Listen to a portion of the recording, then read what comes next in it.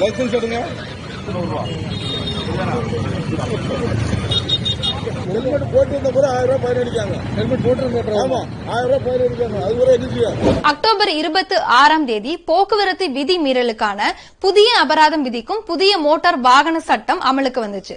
இன்றைக்கு வரைக்கும் நம்மள பல பேருக்கு அதை பற்றிய விழிப்புணர்வு இல்லாம இருக்கு. அதற்கான வீடியோ தான் இது.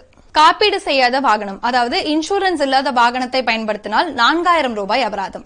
அதே மாதிரி செல்போன் பேசிக்கிட்டே வாகனம் ஓட்டணும் அப்படின்னா 10,000 ரூபாய் அபராதம். வாகன பந்தயம், ரேசிங் இது மாதிரி விஷயங்கள் பண்ணணும் அப்படின்னா 10,000 ரூபாய் அபராதம்.